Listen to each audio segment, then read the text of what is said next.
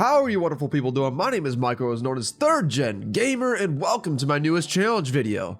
Last challenge video, we took on Pokemon Shield using only a Dreepy with no healing items in battle. Definitely go check it out, I haven't done so already. The challenge video for today is, can you beat Pokemon Platinum using only a Shinx with no healing items in battle? Shinx is an electric type Pokemon that evolves into Luxio at level 15 and then a Luxray at level 36.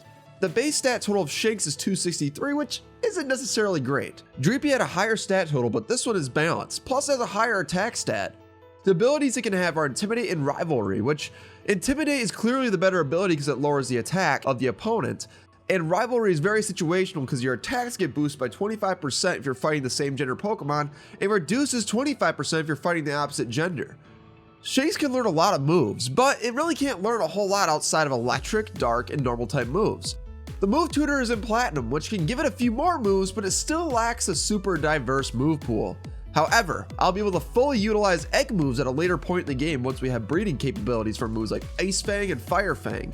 I'm very excited to get started with this challenge, as Shinx is one of my favorite evolutionary Pokemon lines from Generation 4. This will be a tough challenge, as many in the past have failed to complete this. I will definitely need to think outside the box for this one, like my Dreepy challenge. Let's go over the rules. Rule number 1, I must only use a Shinx in my playthrough, which I'll be putting into the game as a starter with the Universal Randomizer. I'll be allowing HM slaves to progress through the game. Rule number 2, I cannot use healing items or X items in battle, but I'm allowing myself to use held items. And rule number 3, I cannot use cheats or exploits to complete this playthrough. Do you think we'll win? Let me know in the comment section, and let's get started. We grab our starter, which takes Piplup's spot, so the rival will be getting the tougher starter for me to fight, Turtwig, which will turn into a ground type in its final form. Of course, I restarted until I got a female Shanks with Intimidate because we want the opportunity to breed for egg moves in the future. It took multiple resets to get a female with Intimidate, and it took several tries to beat the Turtwig. It would just withdraw to get to +6 in defense, and then it would ultimately win. After 5 attempts, I was able to win by leering it while it withdrew, and we kept its defenses in check, and I took it out with Tackle. And yes, it took all 30 leers to win. We head into Sand Gym Town Lab. Apparently Shinx evolved? Okay, Rowan. People call this man a Pokemon professor. Anyways, we nickname our Shinx Nile because, you know, the Lion King, and we move on to the story. We make it to Jubilife, deliver the parcel, do a pointless quiz with the clowns where you have to answer yes to every single question, get the coupons for the Pokedex, and now we can take on Barry once again. Starlight gets sent out. 2 tackles with a critical hit take it out. But Starlight got a growl off, which is not good. Turtwig comes in, we have our Leer withdraw fight again, and eventually it goes down. Talk about an exciting fight to sit through. Only took 1 try though, thank goodness. On the way to Oreburgh, we get to level 13 and we learn Spark.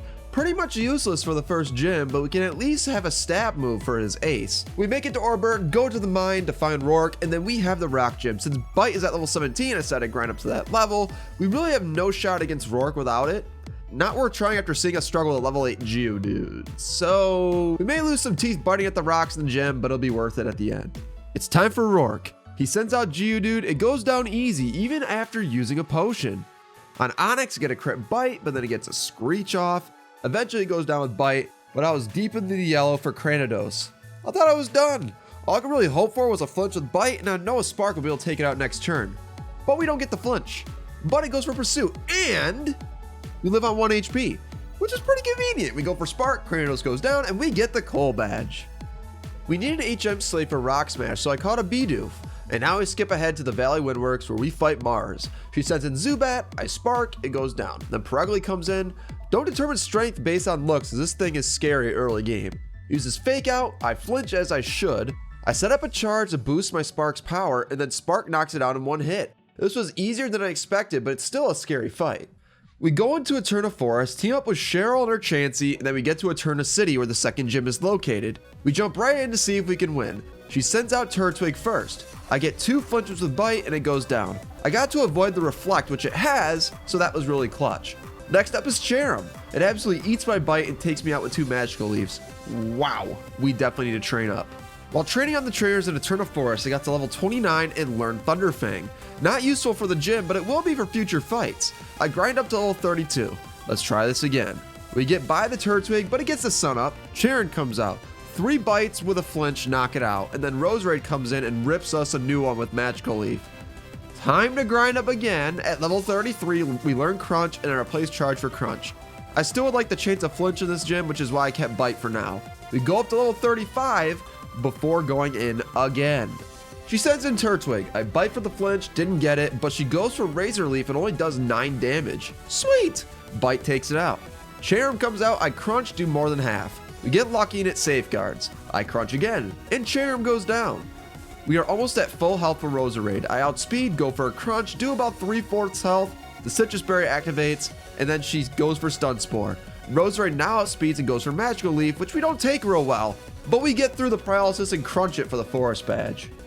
We have to deal with Jupiter. She sends in Zubat, easy knockout, and then she has Skuntank. I Thunderfang. She goes for Night Slash and gets a crit. He does have a high crit chance, but if it gets 2 in a row, we lose. However, she doesn't, and 2 more Thunderfangs take her out. Now it is time for the Heart Home Gym Leader Fantina, which we should have no problem with since we're really high leveled with Crunch. First up is Duskull. Crunch is a 1-hit KO. Next is Miss Magius. It outspeeds and does a ton with Shadow Ball. And we get the crit with Crunch, which I don't think it mattered. And then lastly, she sends in Haunter. Crunch is a 1-hit KO as well. Easy Relic Badge. Another berry battle. Time for some fun. He sends out Staravia. We both get the Intimidate off, which is much worse for me. I take it out with 1 Thunderfang after it hits me with Quick Attack. Weasel gets sent in. I knock it out in 1 hit with Thunderfang. Next up is Ponyta. Thunderfang puts it in the yellow. It goes for Tail Whip. Great. I finish it with Spark, and now Grotle. I crunch, do very little as it uses Razor Leaf. No crit, but it hurts. I crunch again, he uses Withdraw. Oh boy, here we go again. Then I go for another crunch, luckily get the defense drop to negate the withdrawal. I barely live from Razor Leaf, and then I finish Grotle with Crunch. Goodness, this was extremely close. Now we have Maylene, who I'm worried about because of the Drain punching Lucario. She sends in Meditite. I get flinched by a Fake Out first turn. I go for Thunderfang and get the knockout next turn. She sends in Lucario. It outspeeds, but it goes for Force Palm instead. That's okay. As long as it doesn't paralyze me. I do about half with Thunderfang. I expected a Drain Punch next, but she didn't go for it, and she did another Force Palm. I take it out with Thunderfang. Lastly, we got Machoke. I thought I was going to lose here, but we get a critical hit with Thunderfang, and we get the Cobble Badge. Okay, so now we're at the section of the game where we can start getting myself the Shinx that we'll use for the remainder of the game. So in the Maniac's Cave, you can catch a Hippopotas, which is a Pokemon that can breed with Shinx. When it evolves, it has access to Fire Fang and Ice Fang, which are egg moves for Shinx. I need a male to carry over those moves to the offspring, which is why I was so determined to have a female Shinx at the start of the game. I'm going to throw it into the daycare, bike it up and down until it gets to level 36, then I will put it in my party, give it the experience share, get to level 37 for when it evolves. After that, I'll need to pick up 2 heart skills to relearn Ice Fang and Fire Fang to hit Powdon, then we breed. After hatching the eggs, we found our Shinx. I'll name after Nala's daughter, Kiara. Female with Intimidate, serious nature with the moves Tackle, Takedown, Ice Fang, Fire Fang. Perfect! Now we need to EV train. EVs or effort values can increase your stats by fighting Pokemon, but certain Pokemon give out certain EVs each time you take one out. We're going to need to raise our attack stat and speed stat, as that is going to be what we're going to rely on for the most of the playthrough.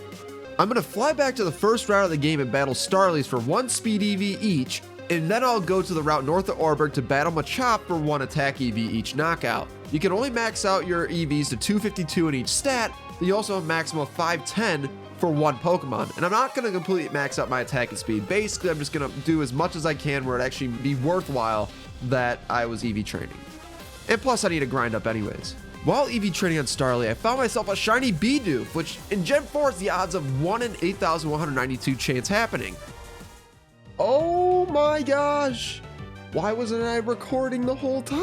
This is a sign from Lord Dew from above that what I'm doing is going to work. It lived a tackle, I threw a Pokeball, and I got it. I had to name it Shiny Doof. And then 15 encounters later, I found another one! No freaking way! Oh, no, how does this happen? Again? Oh my goodness, that's just stupid odds. But then Bidoof kills it with a crit while trying to weaken it. Whatever. Still crazy though. I don't think there's any challenge video out there that's had 2 shiny encounters in it.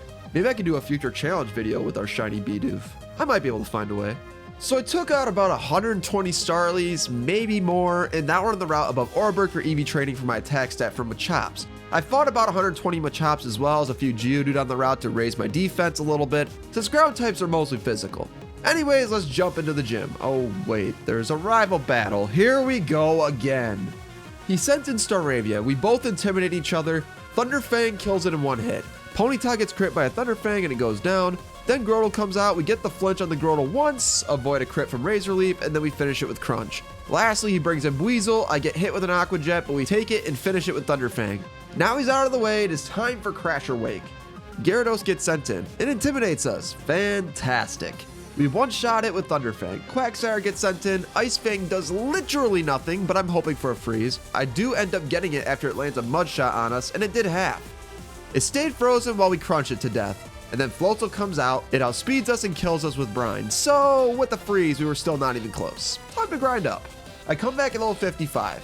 Deal with Gyarados again, get the freeze first turn on Quagsire, and then 2 crunches finish it. And then Floatzel comes out, still outspeeds and brines, but our Thunder Fang kills it in 1 hit. If it lived, Brine would have killed us next turn since it doubles in power. Thank goodness that didn't happen. This was the 10th attempt at level 55, but our determination got us the Fen badge. We make it to Celestic Town, but now we take on Cyrus. 3 Thunder Fangs destroy a Sneasel, Golbat, and Murkrow. What a joke! Time to go to Canalave City. We need to get a Surfmon, so I grabbed a barrel from the wild on Route 209 and gave it Surf. In Canalave City, Barry is there and he's eager for a battle on the bridge. He sends out Staraptor, as usual, and he gets off the Intimidate, as usual. 1 Thunder Fang takes it out. Next up is Rapidash. Thunder Fang does about 3/4 damage while he Tail Whips. Another Thunder Fang finishes it. Next is Heracross, I Fire Fang, and I get both the burn and the flinch. And then the next turn I go for a crunch to guarantee a KO, so because I could miss. Next is Torterra. Now it's also ground type, which now makes Ice Fang quad effective, so it goes down to 1 hit. Lastly, he has Floatzel. The Aqua Jets, I Thunder Fang for the win. As usual, we're better than him, as he clearly states here. Let's take on Byron. I'm not expecting an easy win here, though. Magneton gets sent in. I Fire Fang, doesn't quite kill it. He gets a metal sound off. Not a great start. Byron heals, I Fire Fang again to bring it back to where it was before, and then I crunch for the knockout.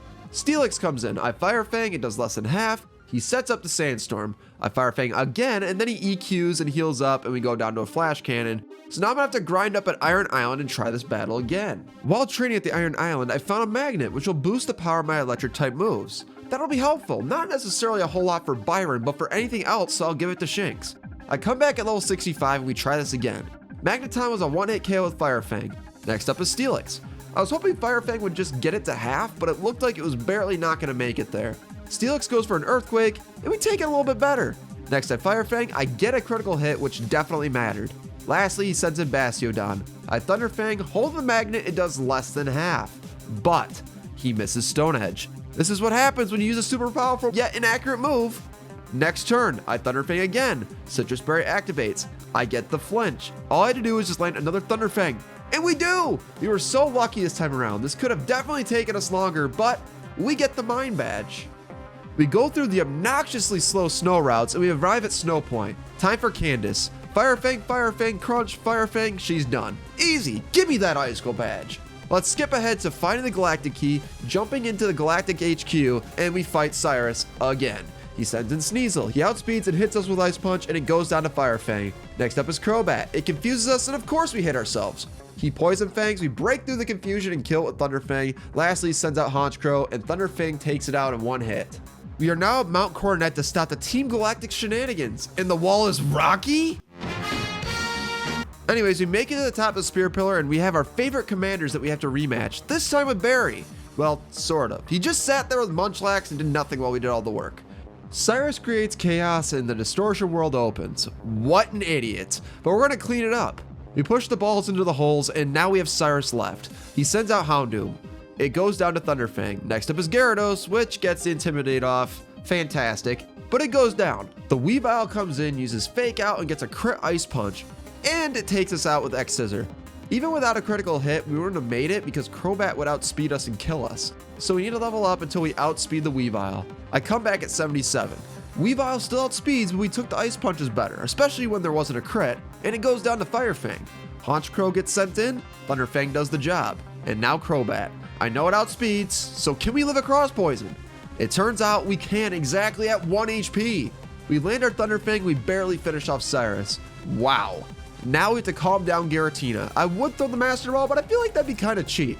Let's take him out with Shinx. We land our crunch and we get a critical hit. Well, that was easy. To celebrate, we get to take on the final gym leader of the Sinnoh region, Faulkner. Since electric types can get paralyzed in this game, I gave Shinx the Cherry Berry. Since we have 2 opportunities to get paralyzed, Jolteon with T-Wave, Static Ability Raichu, and also the Magnet will be useless for this fight anyways. Volkner sends in Jolteon. Of course, first turn it goes for T-Wave after we crunch.